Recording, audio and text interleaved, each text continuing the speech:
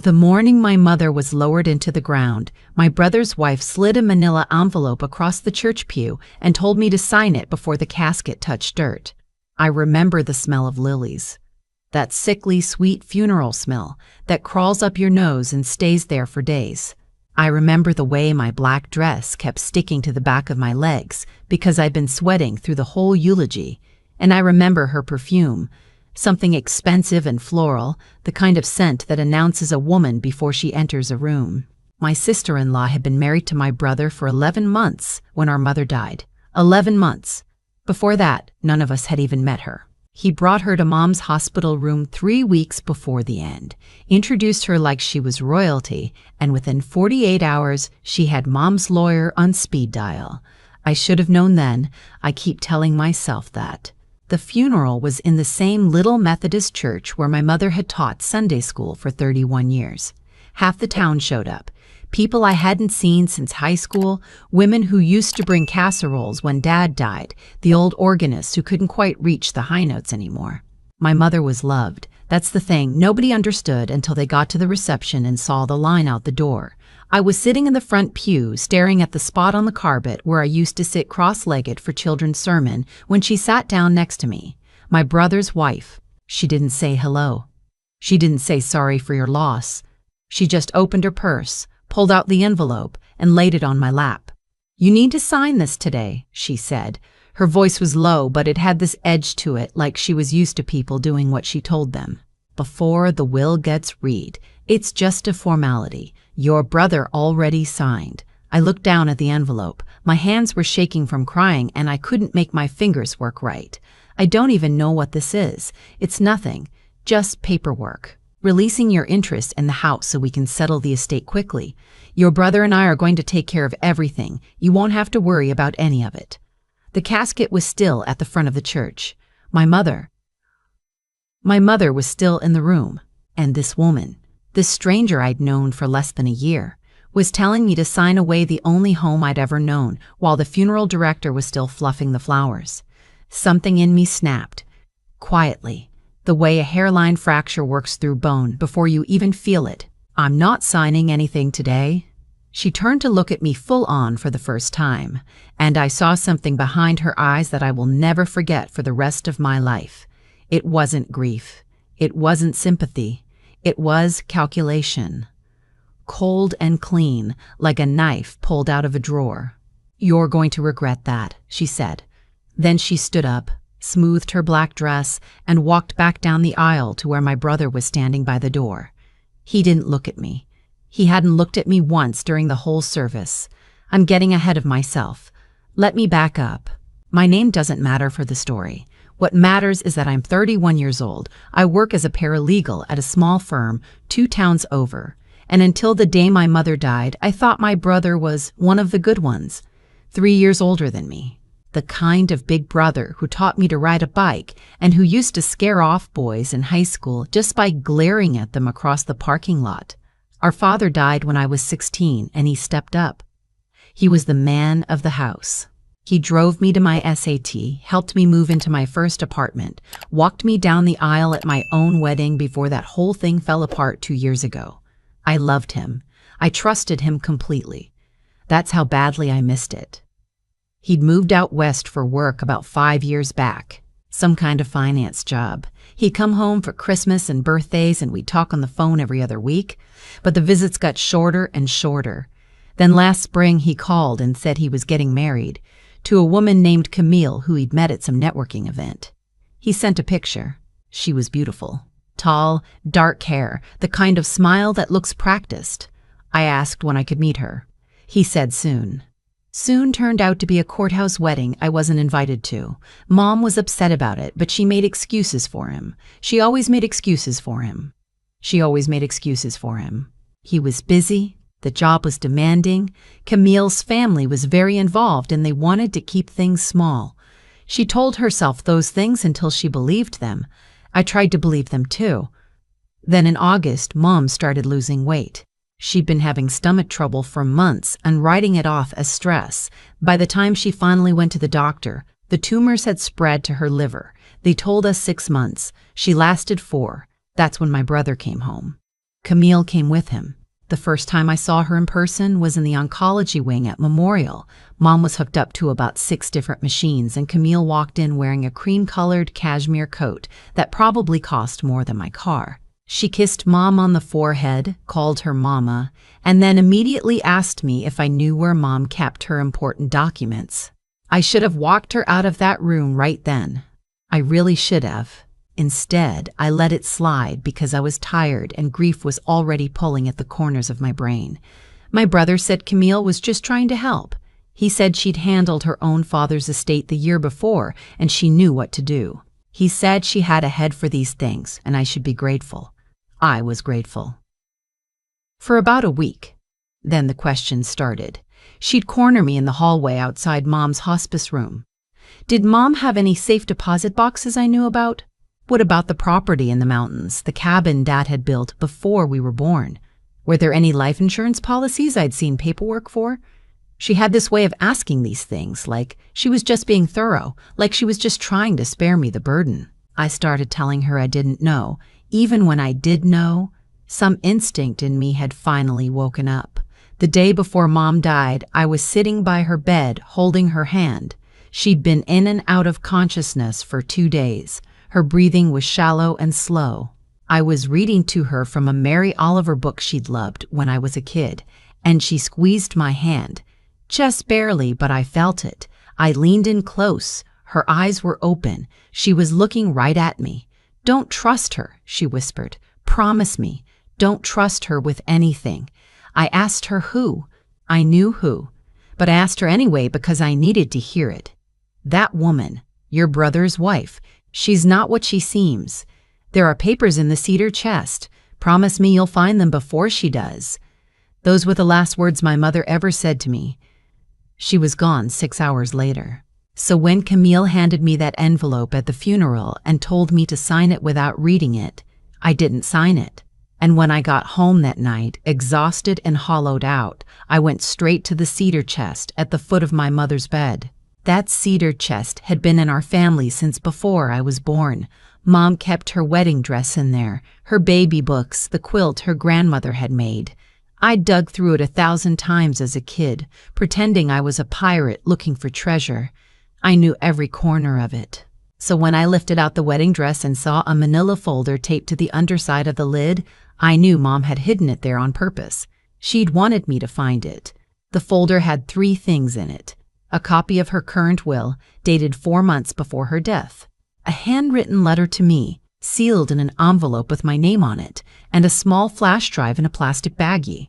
I sat down on the floor of her bedroom and read the letter first.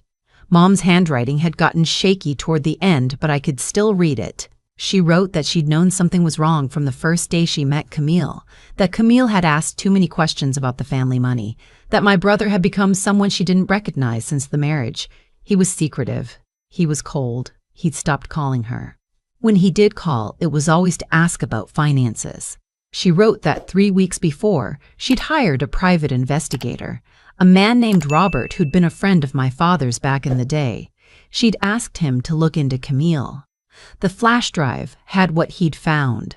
She wrote that she wasn't going to live long enough to do anything with the information. She was leaving it to me. She wrote that whatever I decided to do, I needed to be careful. Camille was dangerous. She was sure of it. The last line of the letter said, "I'm sorry to leave you with this. I love you. Take care of your brother if you can. He's lost." I read that letter 4 times. Then I got up off the floor and I plugged the flash drive into my laptop. There were 43 files on it. Photographs, court documents, marriage certificates, death certificates, death certificates. By the time I'd been reading for an hour, my hands were shaking so hard I could barely scroll. Camille wasn't her real name, or rather, it was one of 3 names she'd used over the past 12 years. Before she'd married my brother, she'd been married twice before. Both husbands were dead. The first one, in Arizona, had died of a heart attack at 44. The second one, in Nevada, had drowned in a swimming pool. Both had left her substantial estates.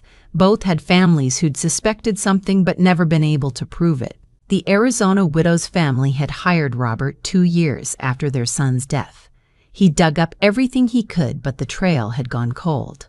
Then last summer, a woman matching Camille's description had shown up in a wealthy professional networking circle out west. New name.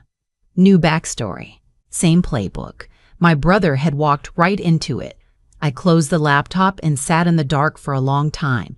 I thought about calling the police. I thought about calling my brother and telling him everything. I thought about getting in my car and driving to his hotel and dragging him out of bed. But I didn't do any of those things because I didn't have proof of anything criminal yet. I just had a private investigator's report and my mother's suspicions. And I knew, because I'd seen Camille at the funeral, that if she even sniffed that I knew something, she'd disappear. She'd done it twice before. She'd take whatever she could get her hands on and she'd be gone before any of us could blink. I needed proof, and I needed help. The next morning, I called my mom's lawyer. He was an old family friend, a man named Walter who'd known my parents since before they got married. I asked him to come to the house. I didn't tell him why. When he got there, I made him coffee and sat him down at the kitchen table, and I showed him everything. He read for about 20 minutes without saying a word. When he was done, he took off his glasses and rubbed his eyes. "Honey," he said, "your mother changed her will 3 weeks ago. Your brother doesn't know." That's when he told me. The original will, the one Camille was operating under, had split everything 50-50 between me and my brother. The new one, the one Walter had drafted in secret, left the house, the cabin, all of Mom's investments, and her life insurance entirely to me. My brother got a single trust fund that could only be accessed when he turned 45, with strict conditions. None of the money could go to a spouse, to joint accounts, or to anyone he designated as beneficiary in the past 5 years. Mom had locked Camille out completely. Walter said the will reading was scheduled for the following Friday. He said when Camille heard the contents, she was going to come unhinged. He said I needed to be ready. I asked him what ready looked like. He thought about it for a long time. Then he said, "Ready means you've already gone to the police. Ready means you've already told your brother. Ready means everyone with skin in this game knows what we're up against before that woman sets foot in my office on Friday." I told him I couldn't tell my brother. Not yet. I didn't know if my brother was a victim or an accomplice. Walter nodded slowly. Then we find out. That afternoon, I drove 40 miles to a Starbucks in another county, and I called Robert, the private investigator. He remembered my mother. He'd been waiting for someone to call. He drove out the next morning. Robert was in his 60s, gray and rumpled, with the kind of face that looks like it's seen a lot of disappointing things. He listened to everything I told him. Then he asked me one question. "Has your brother ever, in the past year, mentioned having health problems?" I had to think about it, and then I remembered. At the funeral, my brother had looked thin, pale. He'd lost weight. I'd assumed it was grief, but he'd been losing weight for months. Mom had mentioned it to me on the phone back in October. Robert nodded like he'd suspected as much. He said in both of Camille's previous marriages, the husbands had developed mysterious health issues in the last 6 months before they died. Heart palpitations, fatigue, digestive problems. Both had died of things that, on paper, looked completely natural. He said, "I think your brother is being poisoned, slowly. And I think Camille is going to make her move once your mother's estate is settled." I drove home that night with my hands locked on the steering wheel, so hard my knuckles ached. I had to choke down the urge to drive straight to my brother's hotel. But Robert had been very specific. He said if I tipped my hand now, Camille would either accelerate her timeline or vanish. We needed to give her enough rope, so I waited. The longest 5 days of my life. I went to the will reading on Friday morning. I wore my mother's pearls and the same black dress I'd worn to the funeral, and I did not look at Camille when I walked into Walter's conference room. My brother was already seated. He was so thin. I hadn't really registered it at the funeral because I'd been so deep in my own grief. But sitting across from him in that fluorescent light, I could see the gray under his eyes, the way his cheekbones jutted. He kept rubbing his stomach like it hurt. Camille sat next to him with her hand on his arm. Possessive, calm, wearing pearls of her own that I knew with absolute certainty had been my mother's. She'd taken them from the house. Walter started reading. He went through the small bequests first, the donations to the church. the little pieces of jewelry left to old friends. Then he got to the main estate. When he read the part about the house and the cabin and the investments going entirely to me, Camille's face did something I'll never forget. It froze, just for a half second, and then it shattered into theatrical disbelief. "That can't be right," she said. Her voice was high and trembling. "Walter, there must be a mistake. We saw the will 3 months ago." "Honey," she turned to my brother, "tell him. We saw it." My brother looked confused. He looked like a man who hadn't slept in a year. "I don't understand," he said. Walter explained, calmly. He told them that my mother had executed a new will, fully witnessed and notarized, on a date he specified. He said the new will superseded the old one. He said it was completely valid and would not be contested successfully. Camille's calm cracked. She stood up so fast her chair tipped backward. "This is fraud. She wasn't of sound mind. She was on morphine. She didn't know what she was signing." She turned to me. The look on her face was pure murder. "You did this. You manipulated her. You took advantage of a dying woman." I didn't say anything. I just looked at her, and I let her see in my eyes that I knew. Whatever she saw made her go very, very still. She grabbed my brother's arm. "We're leaving. We'll get our own lawyer. This isn't over." My brother stood up uncertainly. He looked at me. For a second, just a second, I thought he might say something. Something brotherly. Something that would tell me he was still in there somewhere. But he just let her pull him out the door. That afternoon, the police were waiting for them at their hotel. It turned out, while I'd been working with Robert, Walter had been working his own angles. He'd contacted the prosecutor's office in Arizona. He'd shared what we had with the detective who'd been quietly keeping that first husband's case open for nearly a decade. Between Mom's will, the PI report, the bank records, and the new evidence about my brother's deteriorating health, there was finally enough to act. They arrested Camille for attempted murder in our jurisdiction, and she was extradited within the month for the cold case in Arizona. Toxicology came back on my brother's hair samples. Trace amounts of antifreeze. Sublethal doses administered consistently over months. Slow. Controlled. The kind of poisoning that mimics natural illness until the dose is finally raised at the end. 6 more months and he'd have been dead. The trial was a nightmare. I had to sit in a courtroom for 2 weeks and listen to the prosecution lay out exactly how she'd done it. To the first husband, to the second, to my brother. She'd targeted men with elderly mothers and inheritances. She'd researched them like a job. She'd made each of them believe she was the love of their life.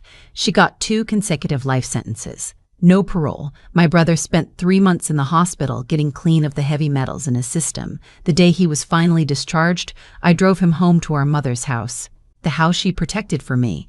We sat on the back porch where Dad had built the swing 30 years ago. We didn't talk for a long time. Finally, he said, "I almost missed your wedding, the first one. I remember being on a plane and thinking I might not make it because of work.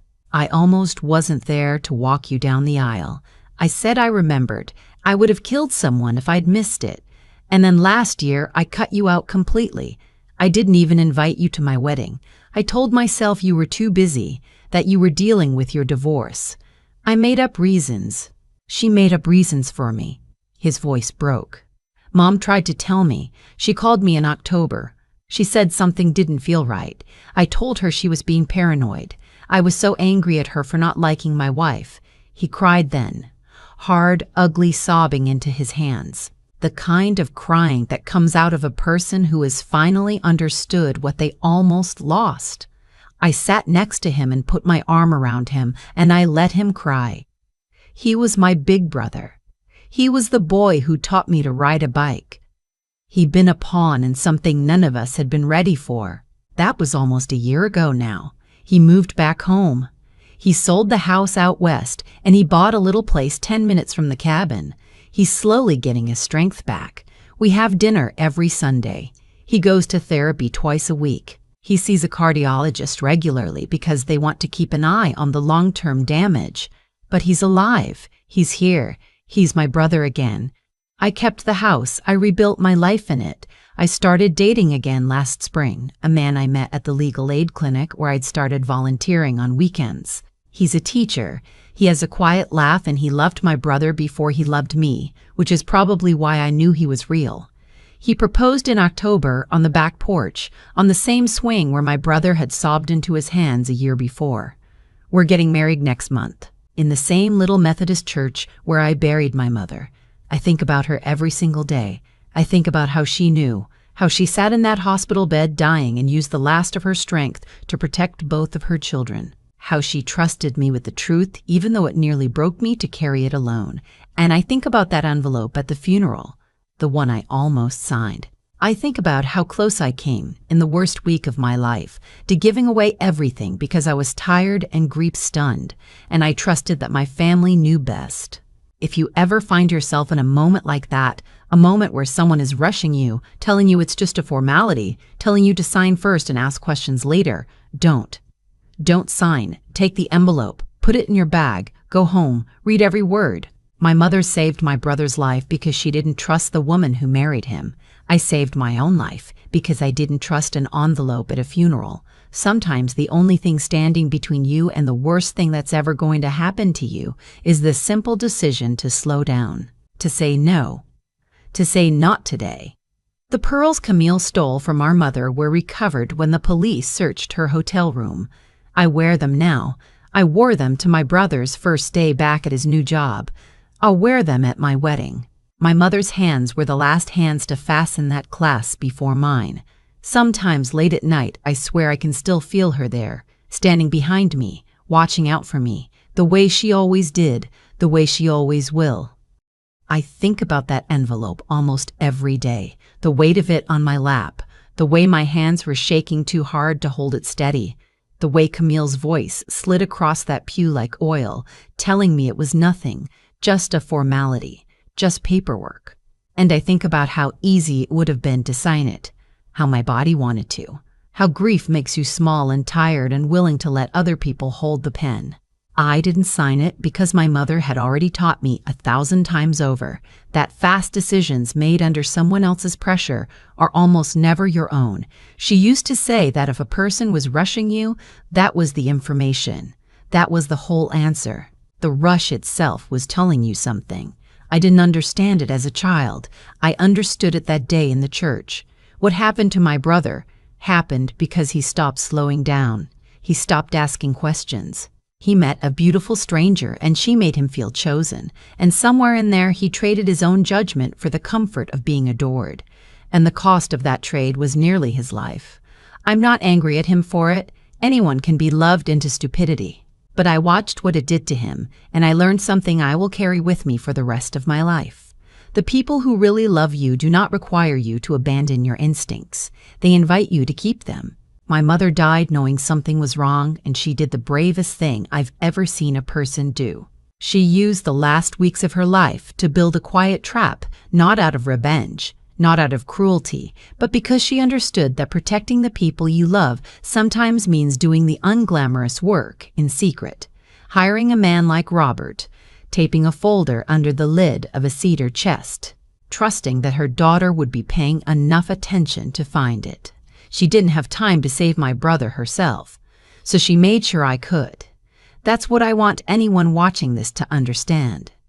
Character is not what happens when life is easy. Character is the thing you reach for when you are exhausted and grief-stunned and a stranger is pressing a pen into your hand. It's whether you've practiced in the small everyday moments the discipline of saying not yet, of saying let me think, of saying let me think, of saying no without apologizing for it. Strength isn't loud. My mother whispered the most important words of my life from a hospital bed she wasn't going to leave. My brother's recovery has been quieter still. Sunday dinners, therapy, walking a little further every week. The hard work of becoming a person who can be loved without being consumed by it. I learned that the truth is patient. It will wait for you to be ready to see it, but you have to be willing to slow down long enough to look. I never signed that envelope. I will never stop being grateful that I didn't. And every time someone tries to rush me now, in matters big or small, I hear my mother's voice and I put the pen down. That, more than anything else, is what she left me.